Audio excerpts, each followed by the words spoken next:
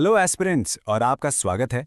आज हम science and technology का एक बहुत ही इंटरेस्टिंग टॉपिक डिस्कस करने जा रहे हैं, गूगल का प्रोजेक्ट सनकैचर। क्या हमारा फ्यूचर इंटरनेट सच में स्पेस से ऑपरेट करेगा? तो चलिए इसको आसान भाषा में समझते हैं। ओके, तो ये है हमारा आज का रोड मैप। सबसे पहले हम डेटा के साथ जो फंडामेंटल प्रॉब्लम है उसको समझेंगे।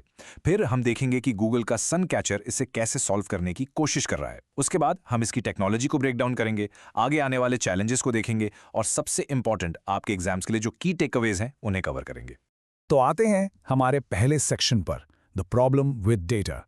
देखिए, किसी भी सॉल्यूशन को समझने से पहले प्रॉब्लम की गहराई को समझना जरूरी है, और यहां प्रॉब्लम है हमारे क्लाउड का हिडन कॉस्ट। तो सवाल ये उठता है कि आखिर ये जो डेटा सेंटर्स अर्थ पर हैं, ये इतना बड़ा चैलेंज क्यों है? आप सोचिए, आप ऑनलाइन जो कुछ भी करते हैं, एक वीडियो देखने से लेकर मैसेज भेजने तक, सब इन्हीं सेंटर्स में प्रोसेस होता है।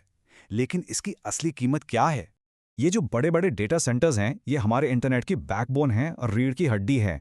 लेकिन इनको चलाने के लिए और उससे भी ज़रूरी इनको ठंडा रखने के लिए इतनी ज़्यादा एनर्जी और पानी लगता है कि आप सोच भी नहीं सकते। ये अब एक बहुत बड़ा एनवायरमेंटल कंसर्न बन चुका है। अब आते हैं सेक्शन 2 पर, गूगल सनकैचर सॉल्यूशन। इस ज़मीन की प्रॉब्लम के लिए गूगल एक मूनशॉट सॉल्यूशन ला रहा है। मूनशॉट मतलब एक बहुत ही एम्बिशियस फ्यूचरिस्टिक आइडिया।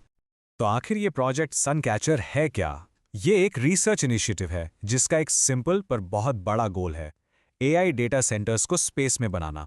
कैसे? सोलर पावर्ड सैटेलाइट्स के क्लस्टर यानी एक झुंड का यूज करके। जरा इमेजिन कीजिए, हमारे डेटा सेंटर्स जमीन पर नहीं ऑर्बिट में घूम रहे होंगे। सेक्शन 3, ये काम कैसे करेगा? चलिए अब इसके टेक्निकल डिटेल्स में चलते हैं। ये फ्यूचरिस्टिक प्रोजेक्ट स्पेस में एक्चुअली ऑपरेट कैसे करेगा? देखिए, इसका सबसे बड़ा एडवांटेज यही है, स्पेस में सोलर पैनल्स को लगभग लगातार सनलाइट मिलती है। वहां ना तो रात होती है, ना ही बादल आते हैं। इस वजह से ये जमीन पर लगे पैनल्स के मुकाबले 8 गुना यानी 8x ज्यादा पावर जनरेट कर सकते हैं। चलो, पावर की प्रॉब्लम तो सॉल्व हो गई, लेकिन डेटा ट्रांसफर का क्या? तो ये सैटेलाइट्स आपस में ultra high speed optical link से कनेक्ट होंगे। इससे आप लेजर बेस्ड कम्युनिकेशन समझ सकते हैं, जिसकी टेस्टेड स्पीड 1.6 टेराबिट्स पर सेकंड तक है। ये इतनी स्पीड है कि आप सैकड़ों HD मूवीज बस 1 सेकंड में डाउनलोड कर सकते हैं। तो चलिए इसके कोर कंपोनेंट्स को आसानी से समझते हैं। पहला, लियो यानी लो अर्थ ऑर्बिट में सैटेलाइट्स का एक क्लस्टर। दूसरा, हर सैटेलाइट पर होंगे ऑनबोर्ड टेंसर प्रोसेसिंग यूनिट्स यानी TPUs। ये गूगल के खास पावरफुल चिप्स हैं जो स्पेशली AI के लिए डिजाइन किए गए हैं। तीसरा, वही ultra high speed optical links जिनकी हमने अभी बात की। और सबसे जरूरी बात, इस हार्डवेयर को स्पेस में 5 साल तक रेडिएशन झेलने के लिए टेस्ट किया जा चुका है। देखिए, अभी ये प्रोजेक्ट रिसर्च फेज में है। गूगल ने प्लैनेट लैब्स के साथ पार्टनरशिप की है और 2027 तक 2 प्रोटोटाइप सैटेलाइट्स लॉन्च करने का प्लान है। ये प्रोटोटाइप्स बहुत इंपॉर्टेंट होंगे क्योंकि इन्हीं से हार्डवेयर की ड्यूरेबिलिटी और परफॉर्मेंस को असली स्पेस एनवायरनमेंट में टेस्ट किया जाएगा। अब चलते हैं सेक्शन 4 की तरफ, चैलेंजेस अहेड। इतना बड़ा मूनशॉट प्रोजेक्ट है तो जाहिर है इसके सामने कुछ बड़े बड़े हर्डल्स भी होंगे। तो इसके मेन चैलेंजेस क्या हैं?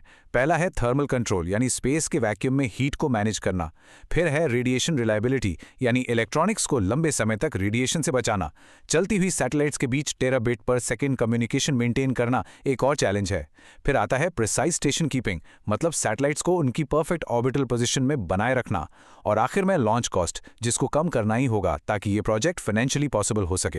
और अब आते हैं सबसे इंपॉर्टेंट सेक्शन पर जो आपकी प्रेपरेशन के लिए जरूरी है, सेक्शन 5, की टेकअवेज।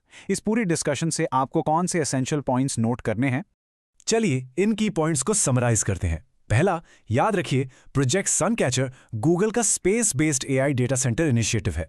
दूसरा, इसका मेन ऑब्जेक्टिव जमीन पर डेटा सेंटर से होने वाली एनर्जी और पानी की क्राइसिस को सॉल्व करना है। तीसरा, इसकी कोर टेक्नोलॉजीज हैं LEO satellites, solar power, optical links और TPUs। चौथा, ये अभी रिसर्च फेज में है और 2027 तक प्रोटोटाइप लॉन्च प्लान किया गया है। और आखिर में इसके की चैलेंजेस हैं स्पेस का कठोर एनवायरनमेंट और हाई कॉस्ट्स। ये 5 पॉइंट्स आपके नोट्स में जरूर होने चाहिए। तो हम आपको इस आखिरी सवाल के साथ छोड़ जाते हैं। क्या ऑर्बिटिंग डेटा सेंटर्स सच में हमारे इंटरनेट का फ्यूचर हो सकते हैं? अगर ये टेक्नोलॉजी आगे जाकर सफल हो जाती है तो हमारी डिजिटल दुनिया पर इसका क्या असर पड़ेगा? इसके बारे में जरूर सोचिए। अगले एक्सप्लेनर तक कीप लर्निंग।